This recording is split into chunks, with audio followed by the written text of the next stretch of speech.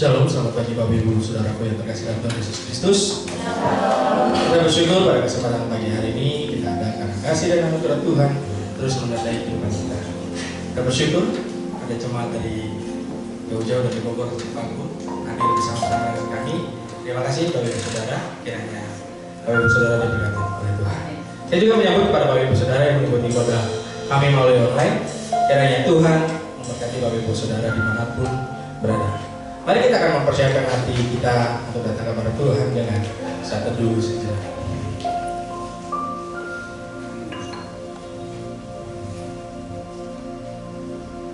Sebab Tuhan itu baik, kasih setianya untuk selama-lamanya, dan kesetiaannya tetap turun-temurun. Mazmur 100 ayat 5. Kami datang kepadamu Tuhan, kami mengucap syukur atas kasih setiamu yang terus menyertai kehidupan kami. Terima kasih atas berkat-berkat yang kau curahkan dalam kehidupan kami. Terima kasih atas kesempatan yang kau berikan pada kesempatan pagi hari ini.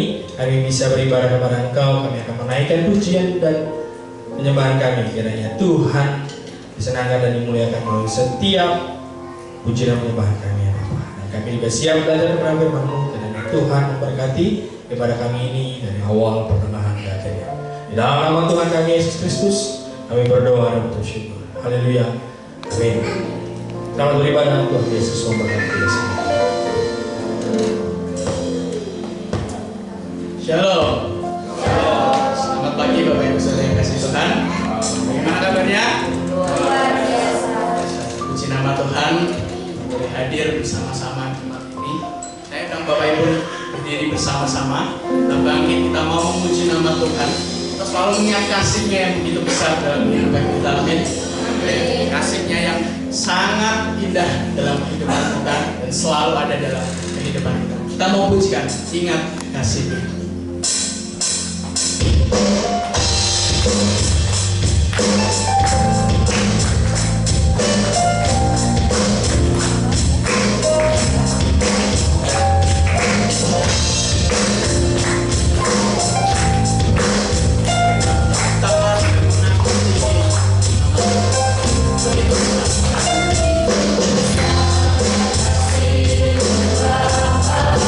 Kau bisa ada yang mudah.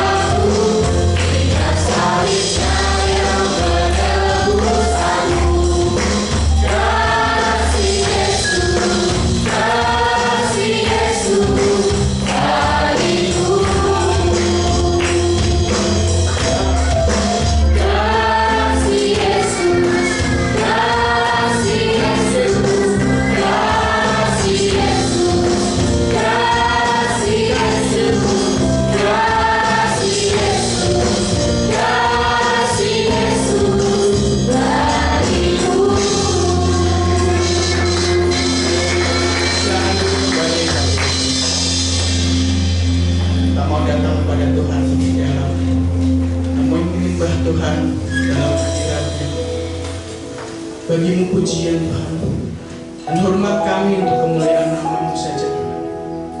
Kami mau memuji Engkau, meninggikan nama Engkau pada pagi hari ini Bapa. Karena Engkaulah sumber kebanggaan kami. Kami mau pujikan, bagimu pujian.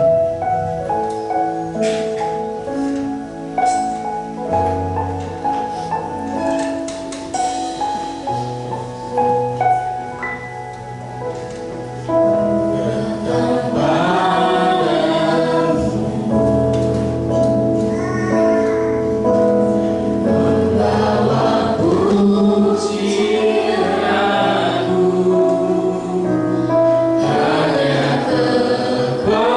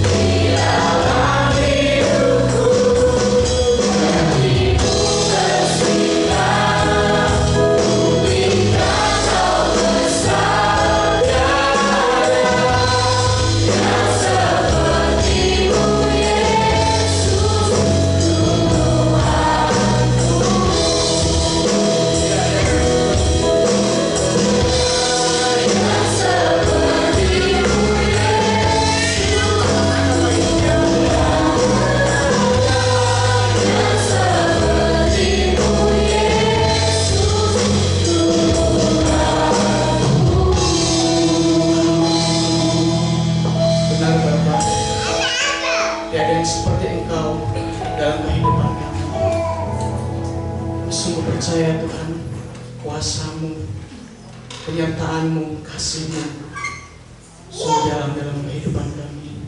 Kami bersyukur punya Allah yang hebat, Allah yang luar biasa seperti Engkau Bapa. Mau memberikan pujian kami ini untuk kemuliaan nama-Mu. Pimpin kami semua Tuhan pada pagi hari ini. Mau menyembah dan meninggikan nama Engkau. Terima kasih Bapa. Terima kasih Tuhan. Terima kasih Tuhan. Amin. Panggilan memberi, kita akan memberikan apa yang terbaik dari apa yang kita miliki melalui persembahan kita. Mazmur 96 ayat 8. Berilah kepada Tuhan kemuliaan namanya, bawalah persembahan dan masuklah ke pelatarannya. Dengan diiringi lagu begitu besar kasih.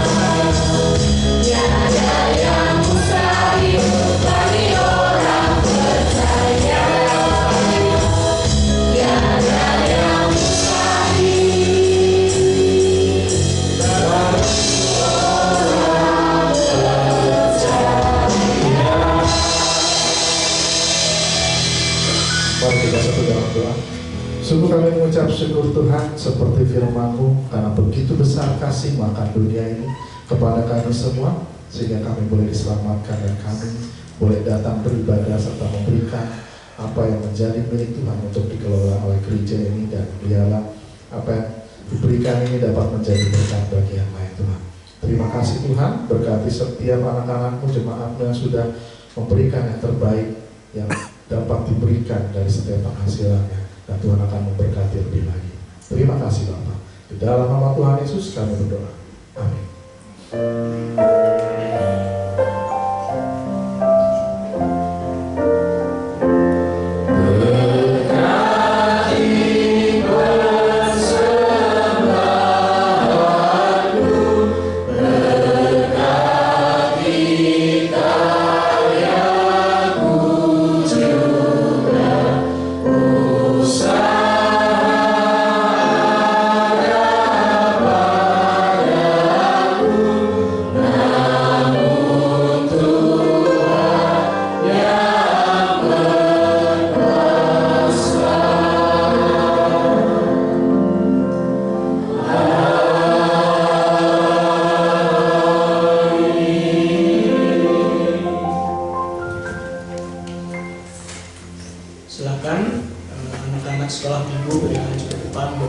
didoakan.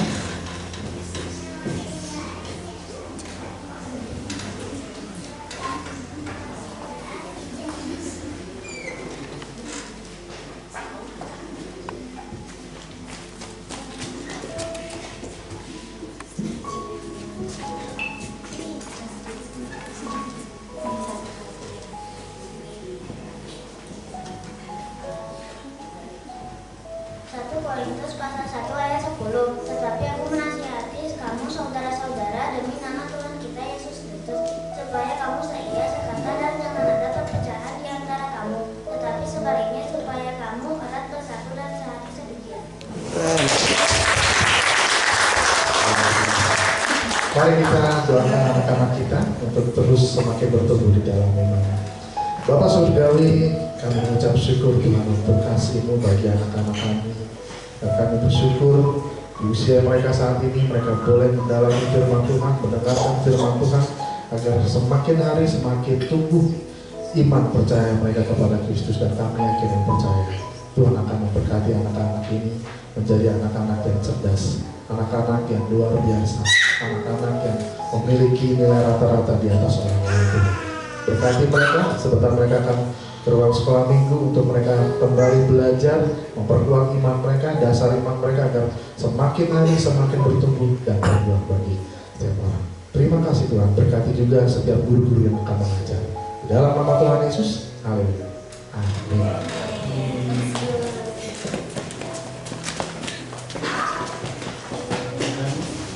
Pembacaan firman Tuhan diambil dari 1 Yohanes 4 ayat yang 8. Saya undang Bapak Ibu untuk kita berdiri bersama-sama menghormati kebenaran firman Tuhan, dan kita akan membacanya bersama-sama. 1, 2, 3. Barang siapa tidak mengasihi, ia tidak mengenal Allah, sebab Allah adalah kasih. Sekali lagi, 1, 2, 3. Barang siapa tidak mengasihi, ia tidak mengenal Allah, sebab Allah adalah kasih. Amin. Tetap berdiri Bapak Ibu. Kita mau datang ke hadirat Tuhan lebih dalam. Kita mau menyiapkan hati dan pikiran kita untuk mendengarkan kebenaran firman Tuhan. Kau berfirman Tuhan, dan Kau mampu menyembuhkan kami. Kau bersabda, Engkau akan memampukan segala. Kau berkata, yang terjadi dalam hidupku ini, tak pernah aku ragukan kasih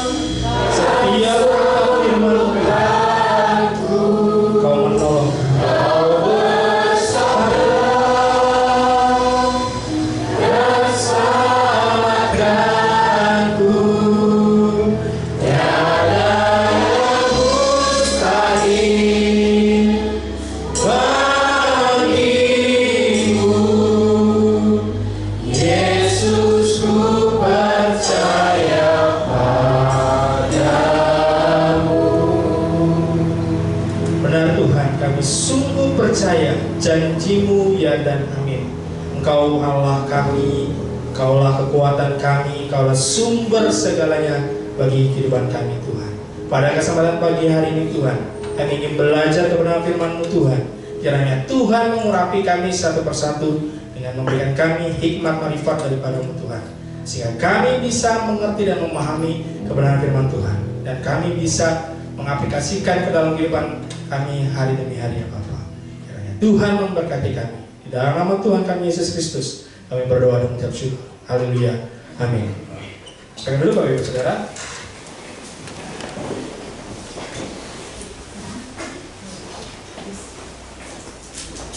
Shalom Bapak Ibu Saudaraku. Pada bulan ini sebenarnya kita akan membahas mengenai tentang karakter Tuhan, supaya kita sebagai anak Tuhan benar-benar bisa memahami siapa Tuhan kita. Jangan sampai kata orang, kata si ini segala macam, akhirnya kita ragu. Sekarang saya mau tanya, coba lihat kiri kanan Bapak Ibu Saudara. Berapa persen kita kenal kiri kanan kita? Waduh, saya aja gak kenal Pak. Kita aja yang pasangan suami istri aja masih harus terus mengenal, betul? Apalagi orang lain. Bahkan Tuhan kita yang mungkin kita belum pernah lihat, tapi kita harus percaya dan kita harus kenal. Itu semakin sulit dan makin kita pusing. Tapi hari ini kita akan belajar tentang bahwa Allah itu penuh kasih. Tapi saya memberi judul yaitu kasih intelektual versus kasih relasional. Bapak Ibu Saudara, saya browsing di Google, ternyata tingkat perceraian kasus tahun 2025 itu naik 11%. Dan dikatakan bahwa sekitar 79% dari total kasus merupakan cerai gugat yang diajukan oleh pihak istri. Pemicunya adalah perselisihan terus menerus, itu sekitar 64% sekian. Saya mikir, kenapa ya? Awal-awal pacaran rasanya indah sekali, selalu telepon sampai tidur, berharap setiap pagi di chat atau di SMS zaman dulu ya, selamat pagi sayang. Waduh, rasanya semangat kerja itu, waduh. Tapi giliran sudah berkeluarga, boro-boro Pak. Pagi-pagi saya sudah nyiapin ini itu segala macam. Akhirnya mulai sepertinya luntur kasih itu. Awal-awal setiap bulan, ayo sayang, kita quality time, kita makan di pinggir jalan pecel lele, yang penting kita romantisasi. Kira udah berkeluarga, ya Pak, ada anak Pak, ada inilah itulah segala macam. Akhirnya mulai berubah. Saya bertanya, apakah kasih itu berubah? Kasih itu berubah atau tidak? Harusnya tidak. Tetapi ini realitanya. Ketika kita diperhadapkan dengan kesibukan dan segala macam, akhirnya mungkin terlihat kita tidak mengasihi, tidak mencintai lagi. Tapi kita ingat bahwa sumber kasih itu ada di Tuhan. Dan ini yang menarik yang kita akan pelajari bersama. Mari kita buka kitab kita dari 1 Yohanes 4 ayat 7 sampai 12. Kita baca silih berganti. Saya ayat 7, Bapak Ibu Saudara ayat 8. 1 Yohanes pasal 4 ayat 7 sampai 12. Bisa lihat di slide atau Bapak Ibu Saudara bisa juga buka di Alkitab. Dengan judul Allah adalah kasih. Saudara-saudaraku yang kekasih, marilah kita saling mengasihi. Sebab kasih itu berasal dari Allah. Dan setiap orang yang mengasihi lahir dari Allah dan mengenal Allah.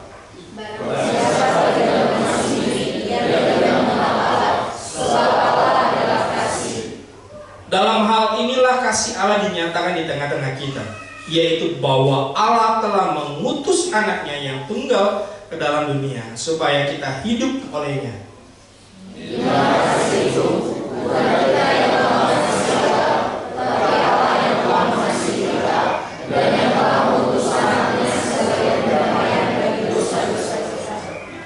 Saudara-saudaraku yang kekasih, jikalau Allah sedemikian mengasihi kita, maka haruslah kita juga saling mengasihi.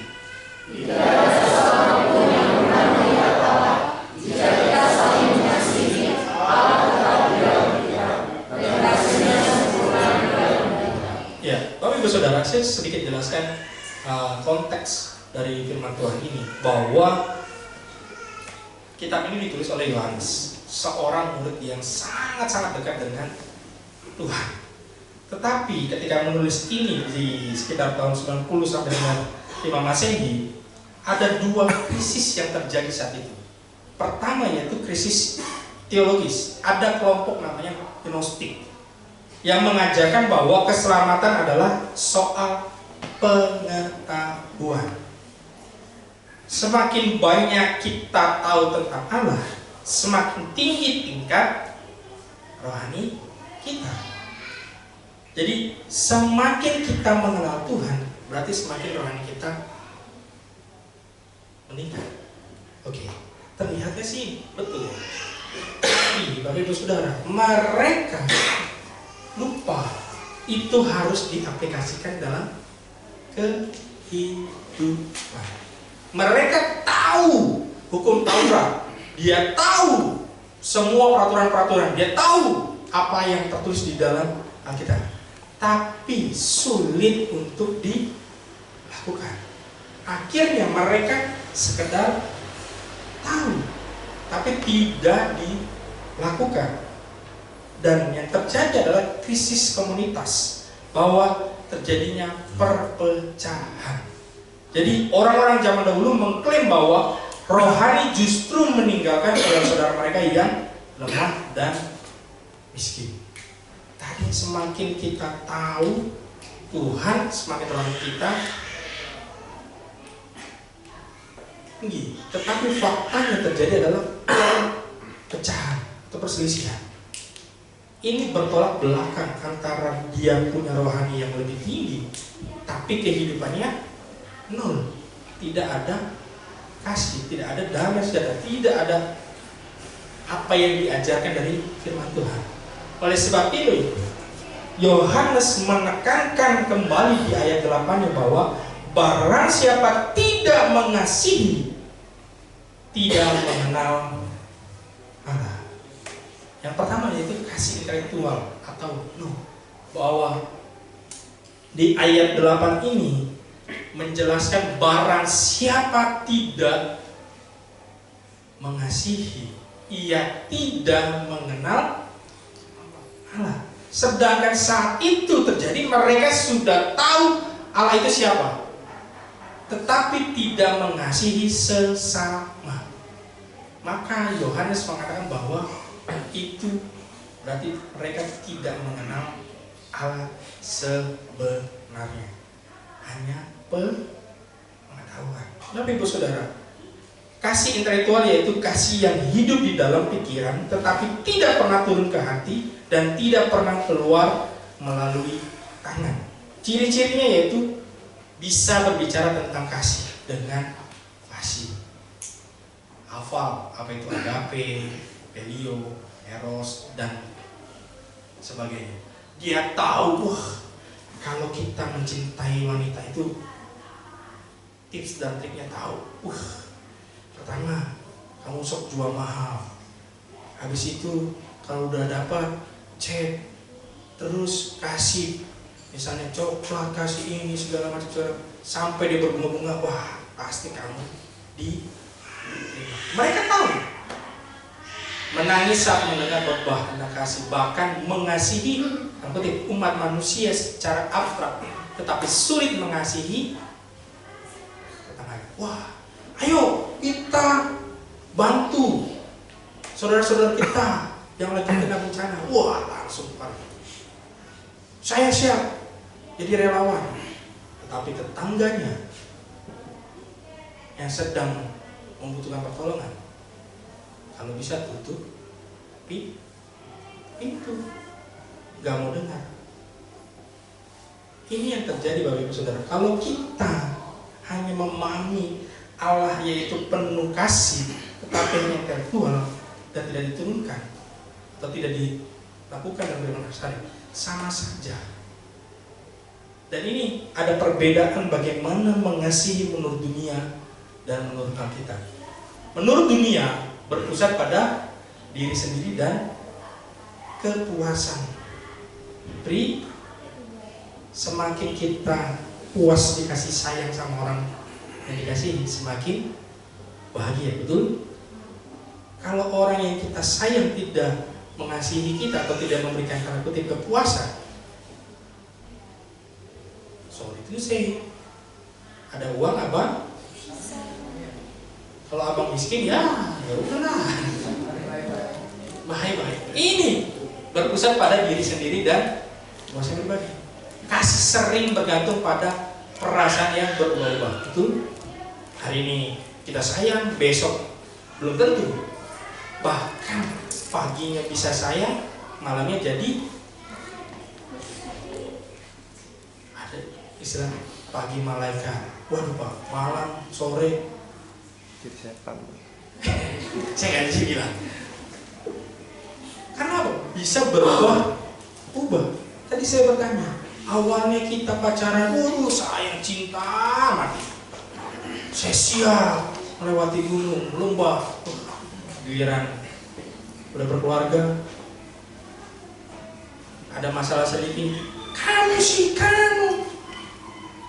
bisa berubah. Mengasihi jika ada keuntungan atau balasan.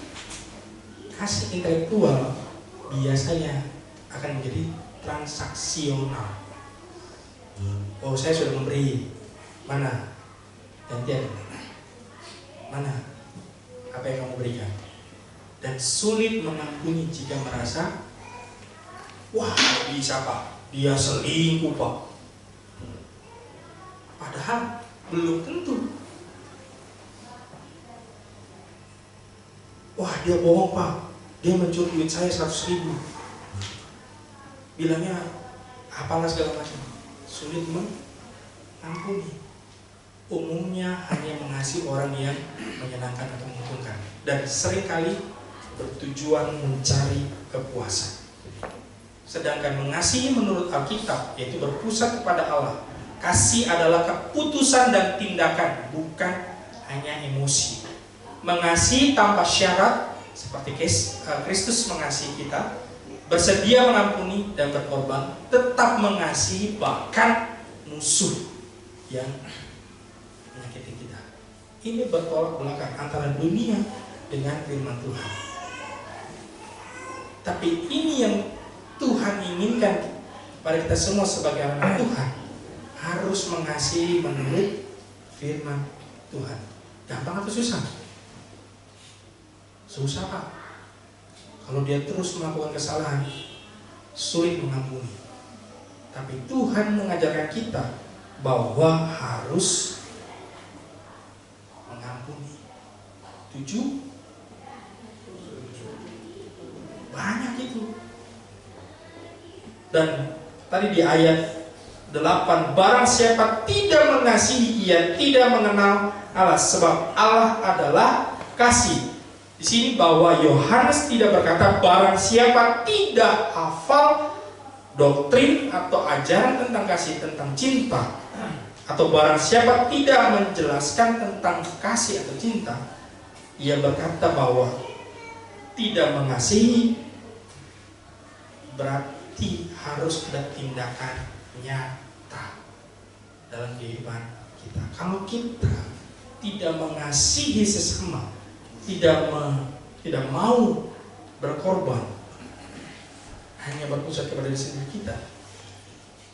Harus dikoreksi diri kita. Benarkah kita mengasihi Tuhan kita? Bagaimana kita bisa mengasihi Tuhan kita yang tidak terlihat? Yang terlihat saja tidak kita kasihi. Berarti kita sebagai anak Tuhan hanya di pengetahuan saja. Kita banyak tahu tentang Tuhan, kita tahu karakter Tuhan seperti apa, tapi sulit diaplikasikan, bahkan tidak mau diaplikasikan. Berarti kita tidak benar-benar mengenal Tuhan kita. Itu yang dimaksudkan oleh Yohanes. Yang kedua yaitu kasih relasional atau glow. Kasih relasional adalah kasih yang lahir bukan dari belajar tentang Allah, tetapi dari berjumpa dengan Allah secara pribadi. Karena ketika seseorang sungguh-sungguh mengasihi Allah, bukan hanya membaca tetapi merasakannya dalam hidupnya, sehingga sesuatu terjadi dari dalam, yaitu kasih itu mulai glow, memancar secara orang di sekitar kita, keluarga kita, kakak-adik kita, orang tua kita, bahkan sampai tetangga kita merasakan. Ada satu kisah Bapak Ibu Saudara. Ada seorang ibu-ibu, dia tidak rajin juga ke gereja karena ya sibuk. Tetapi Bapak Ibu Saudara, ada suatu ketika tetangganya sedang membutuhkan pertolongan, anaknya sakit dan dia butuh dana segera untuk diambil tindakan. Saat itu mereka sudah pusing, aduh gimana ini, saya harus cari uang secepatnya. Dengarlah ibu ini bahwa ada tetangganya yang sedang sakit anaknya. Apa yang dilakukan Bapak Ibu Saudara? Dia tidak punya, dia udah ditinggal oleh suaminya. Dia harus bekerja untuk menafkahi keluarga dan anak-anaknya. Dan akhirnya Bapak Ibu Saudara, dia ambil uang tabungannya yang tadinya untuk masa depan anak-anaknya, dia kasih. Ini saya nggak bisa bantu banyak, tapi ini bisa, sekiranya bisa membantu Bapak Ibu untuk anaknya berobat. Bapak Ibu Saudara, mungkin terlihat, aduh, saya harus berkorban, hilang harta saya nggak tahu masa depan anak saya. Tapi Bapak Ibu Saudara, setelah melakukan tindakan kasih itu, akhirnya tetangga itu mulai bersosial dengan ibu ini. Tadinya sama sekali tutup diri karena tahu apa? Aduh, seorang janda, orang Kristen, nanti anak-anaknya lah bergaul segala macam, jadi masalah dan segala. Tapi Bapak Ibu Saudara, dari satu tindakan kecil, akhirnya tetangganya mulai terbuka. Pas event-event tertentu dia kasih makanan, dia kirim, dia kasih, berbagi segala macam. Dan akhirnya Bapak Ibu Saudara, keluarga ini mulai terbuka dengan tetangganya yang bukan sesama, yang beda agama, beda ras dan segala macam. Dan akhirnya dari anak-anaknya percaya kepada Tuhan Yesus. Karena didikan, karena selalu diajarkan kepada anaknya saling mengasihi. Tapi Ibu Saudara, apakah selama ini hidup kita benar-benar mengasihi Tuhan? Kalau kita bilang, oh saya mengasihi Tuhan, saya siap, saya siap, tapi tetangga, teman, musuh kita sulit mengasihi, patut dipertanyakan dalam diri kita. Seberapa kita mengenal Tuhan kita. Jangan sampai kita mengenal sebatas pengetahuan, tapi tidak membangun hubungan. Banyak anak Tuhan sudah bertahun-tahun mengikut Tuhan, tapi tindakannya tidak mencerminkan kasih Tuhan. Ini yang diingatkan oleh Yohanes pada jemaat yang di sana dan kita semua, supaya terpancar kasih Tuhan secara alami, bukan dibuat-buat. Oh, saya sayang sama si A, saya berkorban untuk si B. Oh sorry, tidak seperti itu. Karena Tuhan sayang kepada semua umat manusia. Coba bayangkan kalau Tuhan pilih kasih, wah saya nggak sayang sama Pak Adit, gendut, hitam, bewokan, sedih nggak? Saya Tuhan, saya mengasihi orang-orang yang bla bla bla bla bla. Sisanya Tuhan tidak pernah mengenal atau tidak pernah memilih. Oh si ini. Tidak. Tapi kasihnya sungguh-sungguh untuk semua orang. Tidak pandang diri kita siapa, bentuknya seperti apa, tapi kita diingatkan oleh Tuhan untuk sama seperti Allah yang mengasihi tanpa pilih-pilih. Boleh next? Saya akan tutup bahwa pengetahuan tentang kasih tanpa pengalaman kasih adalah seperti peta tanpa perjalanan. Kita tahu kemana harus pergi, tetapi tidak pernah sungguh-sungguh tiba di tempat itu. Karena dunia tidak butuh lebih banyak orang Kristen yang bisa mendefinisikan kasih. Dunia butuh lebih banyak orang Kristen yang glow, yang memancarkan kasih itu. Karena sungguh-sungguh mengenal Tuhan, bukan sekedar pengetahuan, tapi hubungan kita pribadi lepas pribadi. Dunia butuh orang-orang seperti itu. Semakin banyak kita mengenal Tuhan, semakin harusnya kita bisa membagikan atau memancarkan apa yang kita tahu. Itu yang Tuhan kehendaki. Amin. Tuhan Yesus memberkati kita semua. Saya undang pemain musik dan singer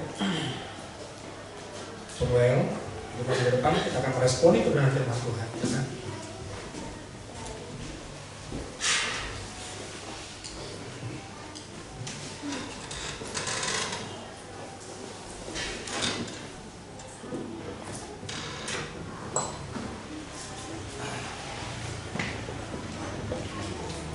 Bapak Ibu Saudara,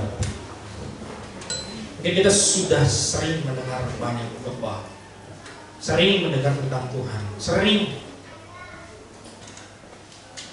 mendengarkan cerita-cerita Alkitab. Tapi Bapak Ibu Saudara, apakah kita sungguh-sungguh mengenal Tuhan kita? Tuhan sudah berkarya yang luar biasa. Dia datang ke dunia untuk menebus dosa umat manusia. Kita banyak melihat apa yang Tuhan kerjakan. Hari ini kita ada di tempat ini, itu karena kasih Tuhan. Kita tadinya tidur, tiba-tiba bangun, itu karena kasih Tuhan. Bukan karena kemampuan diri kita untuk bisa bangun, tapi seizin Tuhan. Itu sungguh luar biasa. Oleh sebab itu kita akan meresponi firman Tuhan kita yang pujian mengenalnya.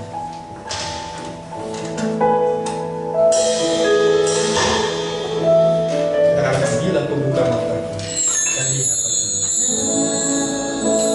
ku buka mataku dan lihat wajahmu, ku terkagum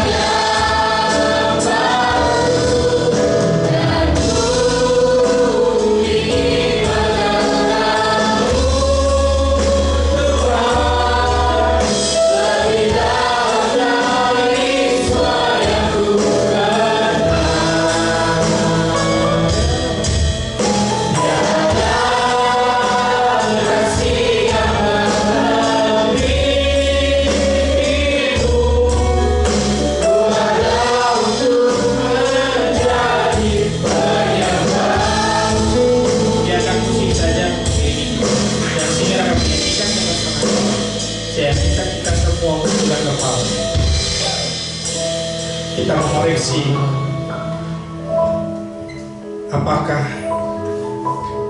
kita sungguh-sungguh mengenal Tuhan kita dengan baik dan lebih dalam? Apakah kita selama ini hanya sekedar tahu Tuhan Yesus itu seperti apa, tapi kehidupan kita masih jauh dari apa yang Tuhan inginkan, yaitu kita bisa mengasihi semua orang tanpa pandang bulu. Karena Tuhan sudah menunjukkan kasih-Nya, yaitu melalui Yesus Kristus yang rela mati di kayu salib untuk saya dan ibu saudara tanpa pilih-pilih. Apakah kita mau seperti Tuhan yang siap mengasihi semua orang, bahkan sampai musuh-musuh kita? Mungkin bagi dunia itu sangat sulit, tetapi saya dan percaya bahwa dengan kemampuan dari Tuhan kita melalui Roh Kudus memampukan kita bisa mengampuni. Bapak Ibu Saudara, mulailah kita katakan,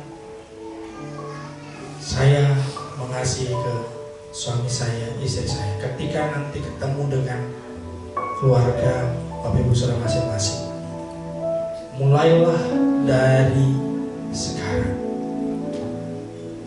Jangan pernah kita menunda. Semakin kita menunda, semakin kita lupa untuk kita berbuat kasih kepada orang-orang sekitar kita. Naikkan pujian sekali lagi. Kami ingin mengenal Engkau Tuhan lebih dalam dari semua orang yang mungkin kami kenal. Ajar kami Tuhan untuk selalu bisa mengenal.